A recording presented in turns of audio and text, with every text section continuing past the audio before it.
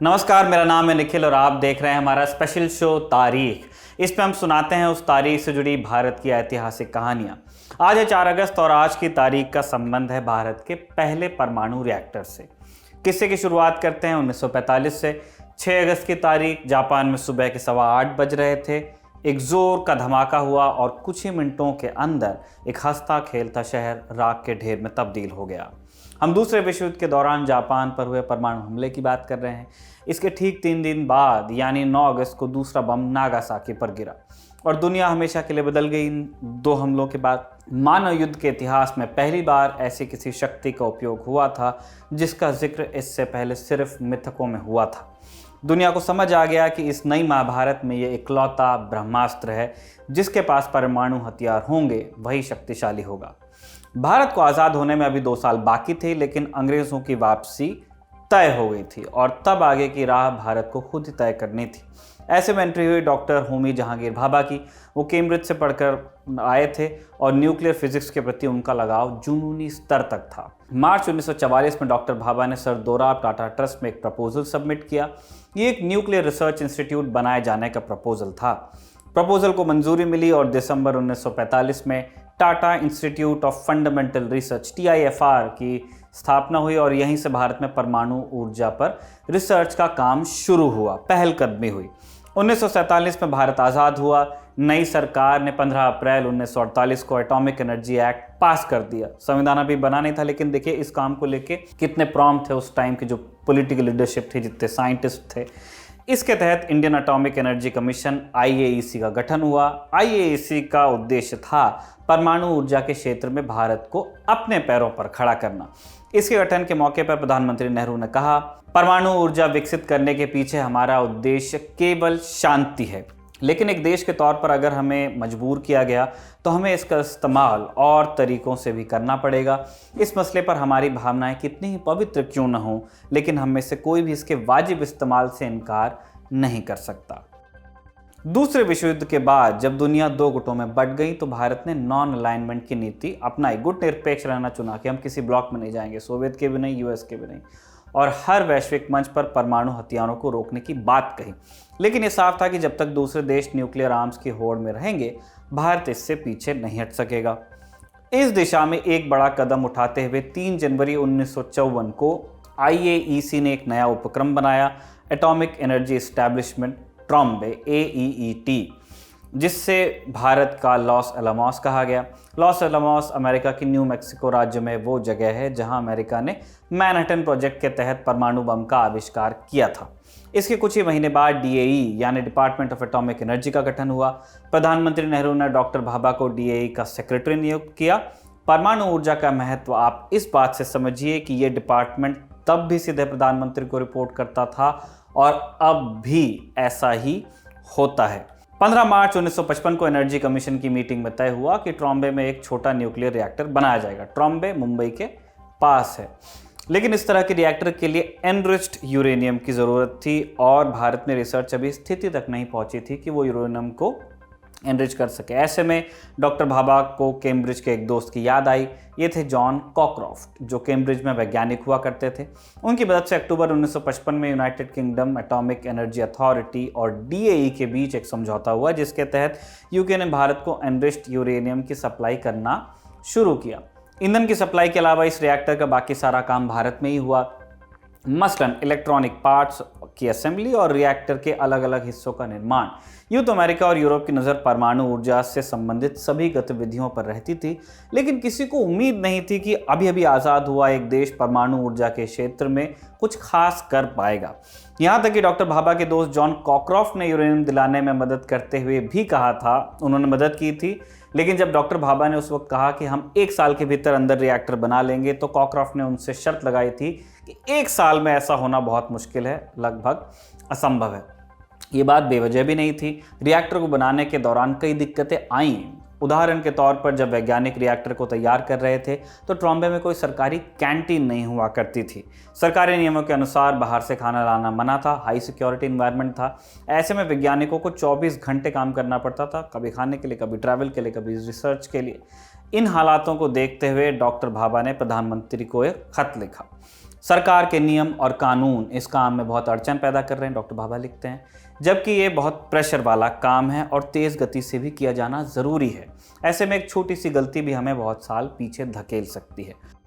खत मिला तो प्रधानमंत्री नेहरू ने 2 कारों का इंतजाम करवाया ताकि वैज्ञानिक आसानी से ट्रैवल कर सकें। इसके अलावा प्राइवेट होटल से खाने की व्यवस्था भी करवाई गई ताकि लंच और डिनर उनको अपने प्रेमाइसिस में ही मिल सके, उन्हें कहीं जाना ना पड़े। भारतीय वैज्ञानिकों की पुरजोर मेहनत के बल पर 1 साल में रिएक्टर बनकर तैयार हुआ। योजना के अनुसार 31 जुलाई 1956 को रिएक्टर क्रिटिकल स्थिति में पहुंच गया, लेकिन कंट्रोल रॉड की गड़बड़ी के कारण ऐसा नहीं हुआ। क्रिटिकल स्थिति पर पहुंचने से क्या मतलब है, इसको भी थोड़ा समझते हैं ताकि मालूम चले कि कितना सिग्निफिकेंट था। हमें थोड़ा न्यूक्लियर रिएक्टर के अंदर के रिएक्शन को समझने में टाइम देना होगा। थोड़ा कॉम्प्लिकेटेड है, लेकिन सहयोग कीजिए, हो जाएगा। और बाकी के लिए फिर आपके पास साइंस काली के एक्सप्लेनर्स तो हैं ही। रिएक्टर के अंदर जब न्यूट्रॉन यूरेनियम के परमाणु से टकराते हैं तो उसमें ऊर्जा के साथ साथ बहुत सारे न्यूट्रॉन भी निकलते हैं जो बाकी बचे यूरेनियम के परमाणुओं से टकराते हैं और इसी तरह एक चेन रिएक्शन बनता है। लेकिन रिएक्शन के दौरान निकलने वाले न्यूट्रॉन की गति बहुत तेज़ होती है, जिन्हें नियंत्रित किया जाना ज़रूरी होता है। इसके लिए हैवी वाटर या ऐसे ही किसी मॉडरेटर का उपयोग किया जाता है। जब न्यूट्रॉन की गति को इतना नियंत्रित कर लिया जाए कि रिएक्शन सस्टेन्ड हो, यानी चलता रहे और नियंत्रित रूप से ऊर्जा पैदा होने लगे, तो इसी स्थिति को कहते हैं क्रिटिकल स्थिति। इसके 4 दिन बाद यानी कि आज के दिन यानी 4 अगस्त 1956 को 3:45 दोपहर के पर ट्रॉम्बे का रिएक्टर क्रिटिकल स्थिति पर पहुंच गया। इस स्थिति में पहुंचने वाला ये एशिया का पहला न्यूक्लियर रिएक्टर था। नेहरू ने जब इस रिएक्टर को देखा तो उन्होंने अप्सरा नाम दिया। इस नाम के पीछे भी बहुत दिलचस्प कहानी है, जिसके लिए दोबारा हमें रिएक्टर के अंदर जाना पड़ेगा समझने के लिए। जैसा कि आपको पहले ही हमने बताया कि न्यूक्लियर रिएक्शन के दौरान बहुत तेज़ गति से न्यूट्रॉन निकलते हैं। इस दौरान पानी के अंदर इनकी गति प्रकाश से भी तेज़ हो जाती है। अब आप कहेंगे कि स्पेशल रिलेटिविटी का क्या होगा, क्यों? वो कहती है कि लाइट की स्पीड से ज़्यादा कुछ नहीं हो सकता, सबसे तेज़ वही है। तो इसे ऐसे समझिए कि अगर माध्यम का रिफ्रैक्टिव इंडेक्स 1 से कम हो तो लाइट की स्पीड वैक्यूम से कम हो जाती है, जिसके कारण ऐसा संभव हो पाता है। इसका मतलब उस एक खास स्थिति में कोई पार्टिकल लाइट से तेज़ जा सकता है जब लाइट ही अपने स्पीड से कम चल रही हो, जो उसकी वैक्यूम में स्पीड हो। एनीवेज, ऐसे में एक नीली रंग की रोशनी पैदा होती है जिसे चेरेनकोव रेडिएशन कहा जाता है। इसी नीले रंग की रोशनी को देखकर ही नेहरू ने इस न्यूक्लियर रिएक्टर को अप्सरा नाम दिया था।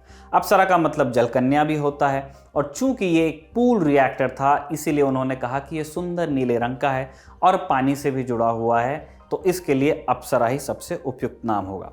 अप्सरा परमाणु ऊर्जा के क्षेत्र में भारत की पहली बड़ी उपलब्धि थी, जिसके चलते आगे चलकर भारत परमाणु तकनीक संपन्न देश बन गया। इस उपलब्धि में सबसे बड़ा हाथ डॉक्टर होमी जहांगीर भाभा का ही था, जिनका 1966 में एक प्लेन क्रैश में निधन हो गया। इस प्लेन क्रैश की कहानी भी कम कौतूहल से भरी नहीं है। अक्टूबर 1965 में ऑल इंडिया रेडियो को दिए एक इंटरव्यू में डॉक्टर भाभा ने कहा था, अगर उनको ग्रीन सिग्नल दिया जाए तो भारत 18 महीनों में एटॉमिक बॉम्ब बना सकता है। ठीक 3 महीने बाद 24 जनवरी 1966 को बॉम्बे से न्यूयॉर्क जाते हुए उनकी फ्लाइट क्रैश हो गई, जिसमें 117 यात्री मारे गए। ये प्लेन यूरोप से होते हुए जा रहा था। हादसा हुआ फ्रेंच एल्प्स में माउंट ब्लांक पर। संयोग की बात है कि एयर इंडिया के इस जहाज का नाम भी एक पहाड़ के नाम पर ही था। कंचनजंगा माउंट ब्लांक से टकरा गया। इस प्लेन हादसे को लेकर तभी से ढेर सारे सवाल रहे जिनके जवाब नहीं मिले। चूंकि हादसे में डॉक्टर भाभा की मौत भी हुई थी, इस बात को लेकर खूब जिज्ञासा और कौतूहल रहा कि कहीं ये किसी साजिश का नतीजा तो नहीं था कि इधर भारत ने कहा कि वो न्यूक्लियर बॉम्ब बना सकता है 1.5 साल में, और उसके बाद ही आपका जो टॉप साइंटिस्ट है वो एक हादसे में मारा जाता है। इस थ्योरी को बल मिला जब 2008 में tbrnews.org नाम की न्यूज़ वेबसाइट ने एक खबर छापी जिसमें दावा किया गया कि ये प्लेन दुर्घटना केवल एक हादसा नहीं थी। रिपोर्ट के अनुसार एक CIA ऑफिसर रॉबर्ट क्राउली ने पत्रकार ग्रेगरी डगलस को इस बारे में बताया था। इस बातचीत को क्राउली ने अपनी किताब कन्वर्सेशंस विद द क्रू में भी दर्ज किया है। क्राउली ने ग्रेगरी से कहा, मतलब CIA ऑपरेटिव ने पत्रकार से कहा, तुम्हें पता है 60s में जब भारत ने एटॉमिक बॉम्ब पर काम करना शुरू किया था, हम मुसीबत में पड़ गए थे क्योंकि वो रशियंस के साथ थे। आगे बोलते हुए उसने प्लेन हादसे के बारे में कहा, यकीन करो वो बहुत खतरनाक था। भाभा न्यूक्लियर मामले में वियना जा रहे थे और इससे और बड़ी दिक्कतें खड़ी हो सकती थी। तभी उनके प्लेन के कार्गो में एक बम विस्फोट हुआ और प्लेन क्रैश में उनकी मृत्यु हो गई। डॉक्टर भाभा की मृत्यु में कोई षड्यंत्र था या इसके पीछे CIA का हाथ था, इस बात की कभी पुष्टि नहीं हो सकी। तत्कालीन फ्रेंच इन्वेस्टिगेशन के अनुसार ये एक दुर्घटना थी और बम फटने जैसी कोई वारदात नहीं हुई थी। आज भी माउंट ब्लांक से 1966 के भारतीय अखबारों की कॉपियां मिलती रहती हैं। डॉक्टर भाभा जो राजनयिक संदेश, जो डिप्लोमेटिक केबल्स अपने साथ ले जा रहे थे, उनमें से भी कई पेपर्स अभी तक के मिलते रहे हैं, जिनमें से कई का संबंध भारत के परमाणु कार्यक्रम से भी रहा है। खैर, साजिश रही हो न रही हो, इस पूरे वाक़े से हमें मालूम चलता है कि भारत को परमाणु शक्ति संपन्न बनाने में डॉक्टर भाभा का रोल कितना बड़ा था। अप्सरा की बात करें तो 50 साल से भी ज़्यादा वक्त तक इसमें परमाणु रिसर्च का काम चला और 2009 में से डीकमीशन किया गया। इसके बाद 2018 में से दोबारा शुरू किया गया और वर्तमान में यानी कि अगस्त 2021 में ये दोगुनी क्षमता के साथ काम कर रहा है। आज के लिए इतना ही। तारीख के इस एपिसोड को लिखा था हमारे साथी कमल ने और कैमरे के पीछे से रिकॉर्ड किया था हमारे साथी जेरी ने। Thank you.